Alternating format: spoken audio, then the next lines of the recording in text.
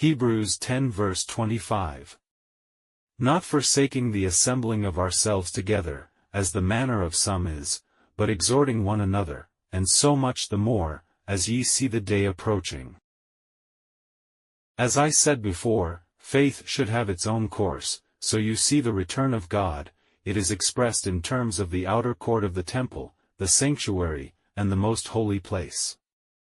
The difficulty is definitely higher because we have the accumulation of those who came before us.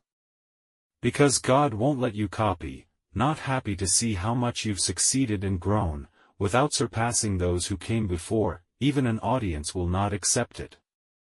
For example, half a century ago, the famous Jin Yong novels are constantly being remade by TV stations. Legend of the Condor Heroes, Return of the Condor Heroes, etc., have launched multiple versions. Because, at that time, few people wrote martial arts novels. Nowadays, there are many creators. At the same time, today's readers have different standards and requirements for novels. Definitely higher than the requirements for Jin Yong of that era. If your current creation, the length and content are still, as Jin Yong said, will be rated as routine, not only copying others' moves, the scenes are also repetitive and boring. Do you think changing Gua Jing to Jing Gua, Huang Rong to Lin Rong, is that enough to make you think you're great and successful like Jin Yong? Are you crazy? Or change East Evil and West Poison to East Kowloon and West Kowloon, can we change the name? If you have the example of others, then at least add struggle. Jin Yong paid for his struggle and research, that's why it was successful in that era. Now, I am not measuring by God's standards but only by the audience's. I won't let you get away with it like this. They won't make you think you're great. Created an epic-making classic, The Legend of the Food Condor Heroes. It's no longer eagle shooting because it's already shot down and eaten. Or write a book called The Legend of the Eagle Killing Heroes. Do you want to change the name? There are lotus paste and mooncakes. If you have all the story elements, it's a good novel. So, will the audience accept it? Will that get you through?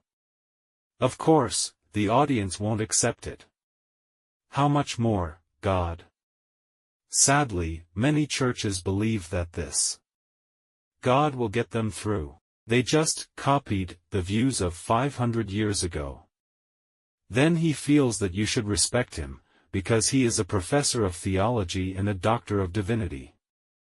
On the other hand, they doubt the truth of God, even developed some theories. This means that the contents of the Bible are all myths, and it cannot be ascertained whether they are true or false. Theology teaches these things. How did it come to this? After all, they cannot pass the psychological barrier. God has disowned them. They mistakenly believe that since God has disowned them, that means God is cut off from all humanity. In fact, the church world is just deceiving itself. Even the lay believers in Zion, when they first went to church, having experienced God's reality, how could God be severed from man? It's just that those people are blinded. To the extent that you deceive yourself and others, you can be considered mentally ill. Like I said, even in fiction, in this day and age, at the very least, you should have the intelligence and creativity of your time, have your own perspective, ideas, and innovations, in the novels of this generation. Just imagine, the development of the times is so, let alone God's kingdom of heaven? Is there a process of growth in the Old and New Testaments to which I refer? If they all exist, how can they suddenly say, we believe in this God, but now this God does not exist? Did everyone copy the last sect? So, we can see why God finally abandoned them.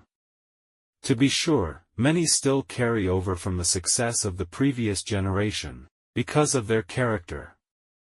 In fact, the test questions of each generation are also tests of our character. In the age of your life, to find a way into the sanctuary, find your most holy place, and the proper way for you to enter the temple and the presence of God. In short, generation after generation, but different. I experienced God's presence more than 40 years ago. I have witnessed and taught Aiden's generation. Their experience of God's presence is very different from my past experience. But I can still touch it, and can lead them to experience God's presence. After all, every age is a test, not 40 years ago, but 40 years later, yet the response to faith and the rules of the game remain the same. It's all about building your heart and character. In this day and age, if we are to find a way out, you can't just copy the experience of the previous generation. Our generation has to fix itself, and find your own way into the temple. Because God gives birth to souls in every age, have set the specified process and requirements, as long as it meets the requirements. And I am sure that this generation is very different from previous generations. Hebrews 10 verse 25. Not forsaking the assembling of ourselves together, as the manner of some is, but exhorting one another, and so much the more, as ye see the day approaching. I'm dreaming for the day where God's name is lifted in every tribe and race. I'm craving for the day, praying for the moment the lost repent and receive His grace. Jesus, save us with words of healing. We're sinking into the depths of your love. Speechless I am before your glorious face. Oh, deep inside, I'm changing. Love is struck like lightning. With newfound strength I'll be on my way. I'll shatter my selfishness and grant me strength that I need. Inside your power I shall forever be. Reveal all my weaknesses until I finally see. In your sacred space, in your resting place, my spirit's awakened at last. Overwhelming our lungs, our feelings, you've humbled our hearts and kept us in awe.